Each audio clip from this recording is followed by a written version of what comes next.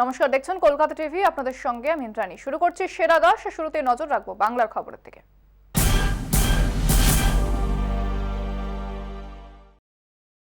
শিওরে কলকাতা পুরভোট, জোর কদমে চলছে প্রচার জনসংযোগ। পুরভোটের রণকৌশল নিয়ে দলীয় প্রার্থীদের সঙ্গে বৈঠকে তৃণমূল শীর্ষ নেতৃত্ব। শনিবার মহারাষ্ট্র ভবনে 144 ওয়ার্ডের প্রার্থীদের নিয়ে বৈঠক করলেন তৃণমূলের সর্বভারতীয় সম্পাদক অভিষেক বন্দ্যোপাধ্যায়, রাজ্য সভাপতি সুব্রত বক্সী, তাপস রায়, পার্থ চট্টোপাধ্যায়, ফিরহাদ হাকিম ও দেবাশিস কুমার। ভোট নিয়ে দলীয় বৈঠক থেকে পুরো প্রার্থীদের উদ্দেশ্যে একাধিক বার্তা দেওয়া হয়। কড়া বার্তা দেওয়া হয় নির্দল হয়ে দাঁড়ানো বিক্ষুব্ধ প্রার্থীদের।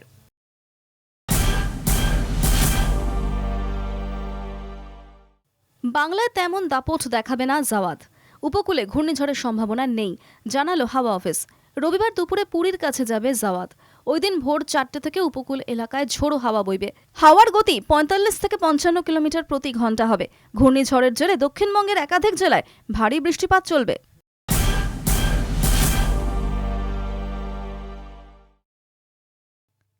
ধেয়ে আসছে জওয়াদ। রাজ্যে দুর্যোগের আশঙ্কা, ঝড় নিয়ে সতর্ক নবান্ন। প্রতি মুহূর্তে মনিটর করছেন মুখ্যমন্ত্রী মমতা বন্দ্যোপাধ্যায়, প্রয়োজনীয় নির্দেশ দিচ্ছেন। ঝড় প্রস্তুতি, উপকূল এলাকা থেকে 14,375 জনকে সরানো হয়েছে। 42টি ত্রাণ শিবির খোলা হয়েছে। 11টি সাইক্লোন সেন্টার প্রস্তুত রাখা হয়েছে। প্রয়োজন মতো আরও 115টি ত্রাণ শিবির তৈরির ব্যবস্থা রাখা হয়েছে। রাজ্য বিদ্যুৎ দফতর, পূর্ত দফতর থেকে কুইক রেসপন্স টিম তৈরি রাখা হয়েছে। বোতলবন্দি পানীয় জলের ব্যবস্থা রাখা হয়েছে। ব্লকে ব্লকে ত্রিপল চাল মজুত রাখা হয়েছে। ত্রাণ শিবিরগুলিতে মেডিকেল টিম প্রস্তুত রাখা হয়েছে। প্রায় 90% ফসল কেটে ফেলা হয়েছে। মৎস্যজীবীদের ইতিমধ্যেই ফিরিয়ে আনা হয়েছে। পিছিয়ে থাকবেন না, নিরাপদ স্থানে চলে যান। প্রশাসনিক স্তরে ঝড়ের পরিস্থিতি নিয়ে বৈঠকে সেচ মন্ত্রীও। সতর্ক দীঘা সহ উপকূলবর্তী এলাকা পর্যটকদের সমুদ্রে যাওয়ার ক্ষেত্রে আগেও নিষেধাজ্ঞা জারি করেছে প্রশাসন। চলছে নজরদারিও। কোনো রকম দুর্ঘটনা এড়াতে বারবার মাইকে প্রচার করা হচ্ছে।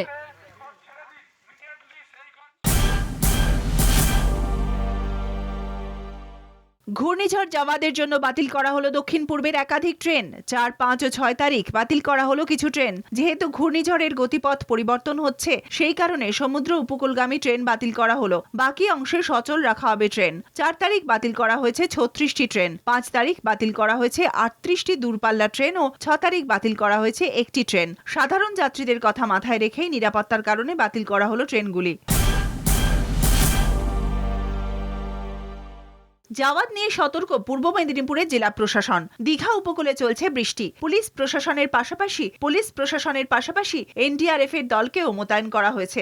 একই সঙ্গে উপকূলবর্তী এলাকার মানুষদের অন্যত্র সরিয়ে নিয়ে যাওয়া হচ্ছে। পর্যটকদের সমুদ্রে যাওয়ার ক্ষেত্রে আগেও নিষেধাজ্ঞা জারি করেছে প্রশাসন। চলছে নজরদারিও। কোনো রকম দুর্ঘটনা এড়াতে বারবার মাইকে প্রচার করা হচ্ছে। খোলা হয়েছে ত্রাণ শিবিরও। মূলত যশ ও আমফান থেকে শিক্ষা নিয়ে এবার আরও করা হয়েছে প্রশাসন।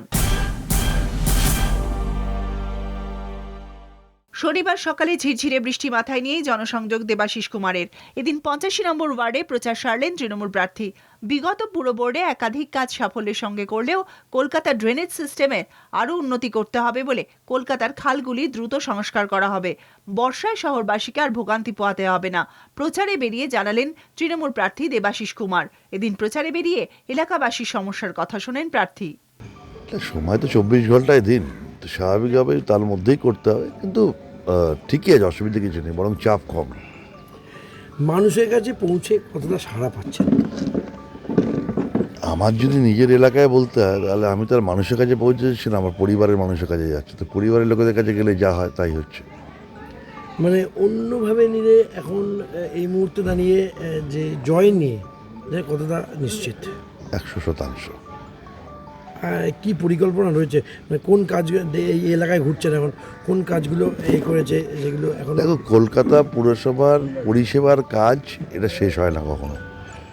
এটা উন্নত থেকে উন্নততর করতে হয়। 80 নম্বর ওয়ার্ডে পুরভোটের প্রচার সারলেন তৃণমূল প্রার্থী আনোয়ার খান। আগের কলকাতা পুরসভা নির্বাচনে আনোয়ার নির্দল প্রার্থী হিসেবে জয়লাভ করেছিলেন। এবারের নির্বাচনে তিনি তৃণমূলের প্রার্থী। এদিন পোর্ট এলাকায় বাড়ি বাড়ি গিয়ে জনসংযোগ করলেন প্রার্থী। পুরভোটে জিতলে এলাকায় উন্নয়নের অঙ্গীকার। শনিবার পুরভোটের প্রচারে বেরিয়ে বাড়ি বাড়ি ঘুরলেন ৭৪ নম্বর ওয়ার্ডের বিজেপি প্রার্থী পারমিতা দত্ত। এদিন তিনি অভিযোগ করেন, আলিপুর থেকে সবচেয়ে বেশি কর পায় সরকার, তবু এলাকার মানুষ পরিষেবা পান না। কেন্দ্রের দেওয়া ১০০ দিনের কাজের টাকা পান না সাধারণ মানুষ। নির্বাচনে জিতলে সব সমস্যার সমাধান করবেন বলে এদিন প্রচারে বেরিয়ে জানালেন বিজেপি প্রার্থী।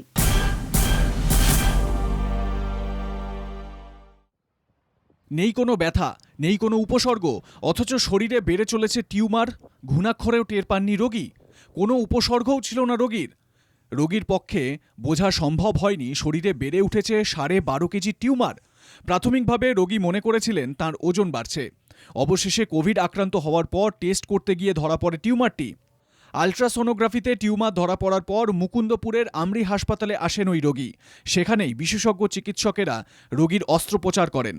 বিরল অস্ত্রোপচারে গর্ভাশয় থেকে টিউমার বাদ দিলেন চিকিৎসকরা। কোনো উপসর্গ না থাকায় বুঝতে পারেননি রোগীর পরিবার। সম্প্রতি অস্ত্রোপচারের পর সুস্থ আছেন রোগী। এখন সময় একটা বিরতির, সঙ্গে থাকুন।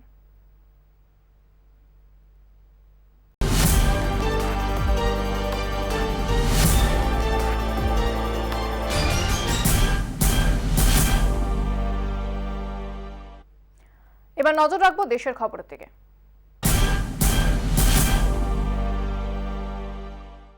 কেন্দ্রীয় স্বরাষ্ট্রমন্ত্রীর প্রস্তাবে সাড়া দিয়ে আন্দোলনকারী কৃষকদের প্রস্তুতি। শুক্রবারই কেন্দ্রীয় স্বরাষ্ট্রমন্ত্রকের তরফে কৃষকদের কাছে আলোচনার প্রস্তাব যায়। সেই প্রস্তাবে সাড়া দিয়ে শনিবার 5 সদস্যের কমিটিও গঠন করে ফেলল কৃষক সংগঠনগুলি। নয়া 3 কৃষি আইন প্রত্যাহারের সঙ্গে এমএসপি সুনিশ্চিত করা, মামলা খারিজ সহ একাধিক দাবি রয়েছে আন্দোলনকারীদের। সেই কারণে নয়া কৃষি আইন প্রত্যাহার করা হলেও বিক্ষোভ চালিয়ে যাচ্ছিলেন তারা। এবার সেই সমস্যাগুলি নিয়ে আগামী 7ই ডিসেম্বর অমিত শাহর সঙ্গে মুখোমুখি আলোচনায় বসতে চলেছেন কৃষক সংগঠনের 5 সদস্য। বিরোধী সাংসদদের বিক্ষোভে হিমঘরে সংবিধানের প্রস্তাবনা সংশোধনী বিল আনার প্রয়াস। সংবিধানের প্রস্তাবনায় পরিবর্তন আনতে চেয়ে রাজ্যসভায় আবেদন জানিয়েছিলেন বিজেপি সাংসদ KJ আলফোন্স। তার আবেদন ছিল সংবিধানের প্রস্তাবনায় সমাজবাদীর পরিবর্তে যুক্ত করা হোক সমতা শব্দটি। তবে শীতকালীন অধিবেশনে এর বিরোধিতা করেন বিরোধী সাংসদরা। তুমুল বিক্ষোভের মুখে পড়ে আপাতত বিলটি সংরক্ষিত রেখেছেন রাজ্যসভার চেয়ারম্যান।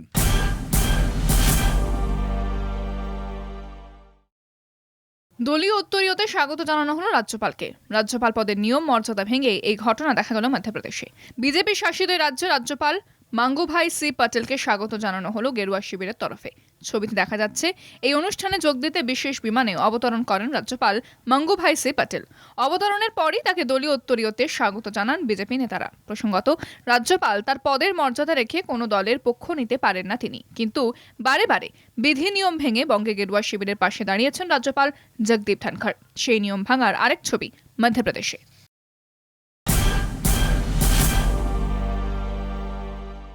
উত্তরপ্রদেশ নির্বাচনের আগে বিজেপির জোর ধর্মীয় মেরুকরণে সংখ্যালঘু সম্প্রদায়ের প্রতি বিদ্বেষমূলক মন্তব্য করলেন রাজ্যের উপমুখ্যমন্ত্রী KP মৌর্য। 2017 নির্বাচনের আগে উত্তরপ্রদেশে লুঙ্গি ও ফেজ টুপে দৌড়াতে আইন শৃঙ্খলা পরিস্থিতির অবনতি হয়েছিল, এমনটাই দাবি তাঁর।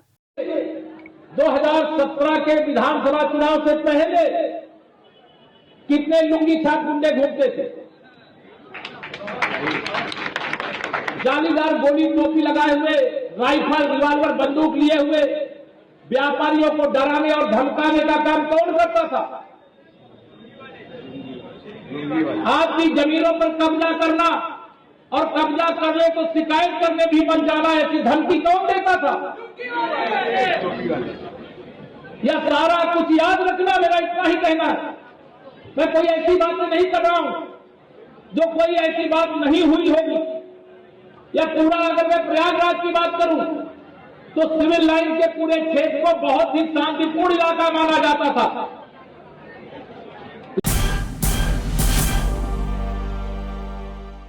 কংগ্রেসকে দূরে সরানো মানে ফ্যাসিস্ট দলগুলিকে শক্তিশালী করা। তৃণমূল নেত্রী মমতা বন্দ্যোপাধ্যায়ের মুম্বাই সফর শেষের পর শিবসেনার মুখপত্রে প্রকাশিত হলো এমন বক্তব্য। শিবসেনা মুখপত্রে আরও লেখা হয়েছে, আঞ্চলিক রাজনীতির প্রেক্ষাপট থেকে সর্বভারতীয় রাজনীতিকে দেখা ঠিক হবে না। এখন কংগ্রেসকে বাদ দিয়ে সর্বভারতীয় স্তরে জোটের কথা ভাবা মানে ফ্যাসিস্ট শক্তিকে অক্সিজেন যোগানো। প্রসঙ্গত, চলতি সপ্তাহে মমতা বন্দ্যোপাধ্যায়ের মুম্বাই সফরে শিবসেনা প্রধান উদ্ধব ঠাকরের সঙ্গে দেখা করার কথা ছিল তৃণমূল নেত্রীর। অসুস্থ থাকার কারণে মমতার সঙ্গে দেখা করতে পারেননি তিনি। তার পরিবর্তে শিবসেনা মুখপাত্র সঞ্জয় রাউত ও উদ্ধব ঠাকরের পুত্র আদিত্য ঠাকরে দেখা করেন। মমতার বাণিজ্য নগরী ছাড়ার 48 ঘণ্টার মধ্যে শিবসেনার তরফে এমন অভিমত বিজেপি বিরোধী জোট তৈরির প্রেক্ষিতে যথেষ্ট উল্লেখযোগ্য।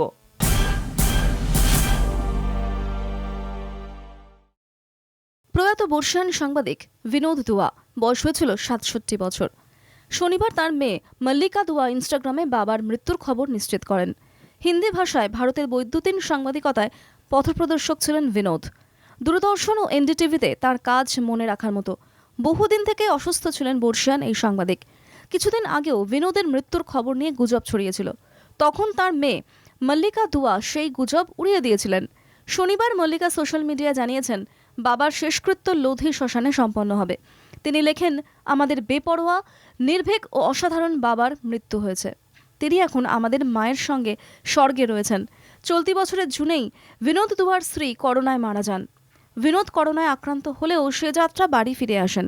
তবে তার শারীরিক অবস্থা ভালো ছিল না। রাজধানীতে জন্ম নেওয়া বিনোদ 2008 সালে সাংবাদিকতার জন্য পদ্মশ্রী পান। পেয়েছিলেন রামনাথ গোয়েঙ্কা অ্যাওয়ার্ডও। তার মৃত্যুতে শোকস্তব্ধ সাংবাদিক মহল।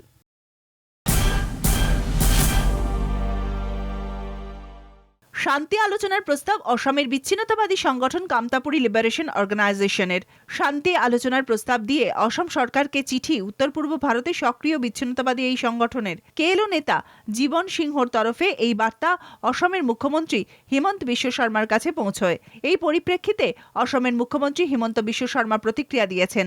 সোশ্যাল সাইটে তাঁর টুইট, শান্তি প্রতিষ্ঠার চেষ্টায় কাজ করে চলেছে দেশের সরকার। কেএলও নেতৃত্বের মূল স্রোতে ফেরার এই সদিচ্ছাকে স্বাগত জানাচ্ছি।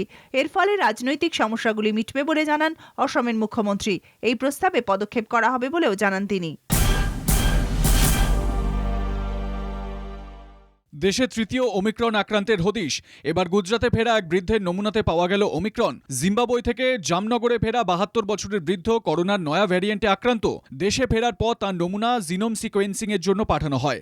তারই রিপোর্ট পজিটিভ আসে। তাকে আইসোলেশনে পাঠানো হয়েছে। কন্টেনমেন্ট জোন তৈরি করা হয়েছে সেই এলাকায়। তার সংস্পর্শে কারা এসেছে তাও খতিয়ে দেখা হচ্ছে। এর আগে কর্ণাটকে 2 ওমিক্রন আক্রান্তের হদিশ মিলেছিল। তার মধ্যে একজন চিকিৎসক ও 66 বছরের ওমিক্রন আক্রান্ত সম্প্রতি দক্ষিণ আফ্রিকা থেকে ফিরেছিলেন। তাদের সংস্পর্শে আসা অনেকের করোনা রিপোর্ট পজিটিভ এসেছে। জিনোম সিকোয়েন্সিংয়ের জন্য পাঠানো হয়েছে তাদের নমুনা। সংক্রমণ যাতে না ছড়ায় সেজন্য তাদের আইসোলেশনে পাঠানো হয়েছে। কর্ণাটকে ওমিক্রনে আক্রান্তের ঘটনা ধরা পড়তেই দেশ জুড়ে কড়াকড়ি শুরু হয়েছে। তামিলনাড়ুর মাদুরাইতে ঘোষণা করা হয়েছে, আগামী সপ্তাহ থেকে টিকাবিহীন মানুষদের শপিং মল কমপ্লেক্স ও পাবলিক প্লেসে ঢুকতে দেওয়া হবে না। জেলা প্রশাসন জানিয়েছে, বিধিনিষেধ লাগু হওয়ার আগে সাধারণ মানুষ যাতে অন্তত একটা ডোজ নিতে পারে তার জন্য 1 সপ্তাহ সময় দেওয়া হয়েছে। মাদুরাইয়ের প্রায় 3 লক্ষ মানুষ ভ্যাকসিনের প্রথম ডোজ পাননি। দেশের সার্বিক করোনা পরিস্থিতি নিয়ন্ত্রণে থাকলেও এখনই স্বস্তির জো নেই, কারণ মাথাচাড়া দিয়েছে নয়া আতঙ্ক ওমিক্রন। বিশ্বের বিভিন্ন প্রান্তে করোনার নয়া প্রজাতি ছড়িয়ে পড়তেই সতর্ক হয়েছে ভারতও। টেস্টিং থেকে কন্ট্রাক্ট ট্রেসিং সব ক্ষেত্রেই সমস্ত রাজ্যকে কড়াকড়ির নির্দেশ দিয়েছে কেন্দ্র। শনিবার স্বাস্থ্যমন্ত্রকের রিপোর্ট অনুযায়ী গত 24 ঘন্টায় দেশে করোনায় আক্রান্ত হয়েছেন 8600 জন, যা শুক্রবারের তুলনায় অনেকটাই কম। তবে চিন্তায় রেখেছে কেরলের কোভিড গ্রাফ। কর্ণাটকে ওমিক্রন আক্রান্তের খোঁজ মেলায় নতুন করে কড়াকড়ি শুরু হয়েছে। 24 ঘন্টায় দেশে করোনায় প্রাণ হারিয়েছেন 415 জন। মোট মৃতের সংখ্যা 4,70,500 জন। তবে ধীরে ধীরে বাড়ছে সুস্থতার হার। মোট 3,40,50,856 জন করোনা মুক্ত হয়েছেন। গত 24 ঘন্টায় সুস্থ হয়ে বাড়ি ফিরেছেন 8,190 জন। এখন সময় একটা বিরতির, ফিরছে বিরতি নিয়ে, সঙ্গে থাকুন।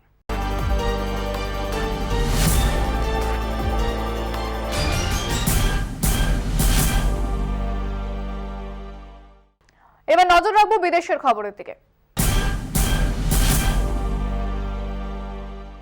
করোনার নতুন স্ট্রেন ওমিক্রনের পাশাপাশি দক্ষিণ আফ্রিকায় নতুন করে চিন্তা বাড়িয়েছে শিশুদের স্বাস্থ্যের অবনতি। সূত্রের খবর, আফ্রিকার এই দেশটিতে বহু শিশু করোনায় আক্রান্ত হচ্ছে। শিশুদের অনেকেরই বয়স 5 বছরের কম। দক্ষিণ আফ্রিকায় করোনার এই নতুন টার্গেট নিয়ে চিন্তায় রয়েছেন বিশেষজ্ঞরা। কোভিডের তৃতীয় ঢেউ থেকে বাচ্চারা রেহাই পাচ্ছে না, আবার 15 থেকে 19 বছর বয়সীরাও তৃতীয় ঢেউতে সংক্রমিত হচ্ছে। কিন্তু দক্ষিণ আফ্রিকা এখন চতুর্থ ঢেউয়ের শুরুতে দাঁড়িয়ে, ফলে চিন্তা আরও বেড়েছে। গত 24 ঘন্টায় ওই দেশে আক্রান্ত হয়েছেন 16,055 জন, মৃত্যু হয়েছে 25 জনের। কিভাবে এই মারণ রোগের হাত থেকে শিশুদের বাঁচানো যায় সেই প্রস্তুতি ইতিমধ্যেই শুরু হয়ে গিয়েছে। অভিভাবকদের সতর্ক করা হয়েছে।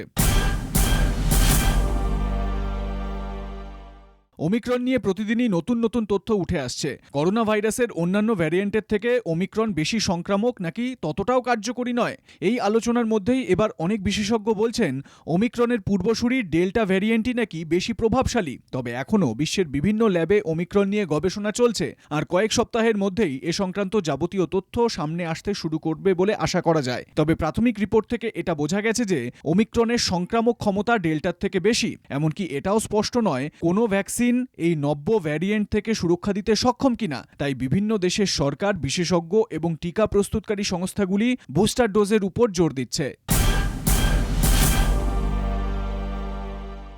দক্ষিণ কোরিয়ায় করোনার দৈনিক সংক্রমণের রেকর্ড। গত 24 ঘন্টায় আক্রান্তের সংখ্যা 5,000 ছাড়িয়েছে। শনিবার সেদেশের ডিজিজ কন্ট্রোল অ্যান্ড প্রিভেনশন এজেন্সির তরফে বলা হয়েছে, একদিনে সংক্রমিত হয়েছেন 5,352 জন। 24 ঘন্টায় মৃতের সংখ্যা 70। এদিকে করোনার নতুন ভ্যারিয়েন্ট ওমিক্রনে আক্রান্তের সংখ্যা 9। এই পরিস্থিতিতে বেশ কিছু ঘোষণা করেছে সেদেশের সরকার। রেস্তোরাঁ, শপিং মল, সিনেমা বা জনসমক্ষে এলে ভ্যাকসিন পাস বাধ্যতামূলক। সোমবার থেকে লোক সমাগমেও কাটছাঁট করা হয়েছে রাজধানী সিওলে। সিওলের নাগরিক হলে একসঙ্গে 6 জন বেরোতে পারবেন। অন্য কোনো প্রান্ত থেকে আসলে 8 জনকে অনুমতি দেওয়া হয়েছে। করোনার জেরে গুরুতর অসুস্থ হয়ে হাসপাতালে ভর্তি হওয়ার সংখ্যাও বৃদ্ধি পেয়েছে সেদেশে। শুক্রবারের তথ্য অনুযায়ী 752 জনকে ভীষণই গুরুতর অবস্থায় হাসপাতালে ভর্তি করা হয়েছে বলে জানা গেছে।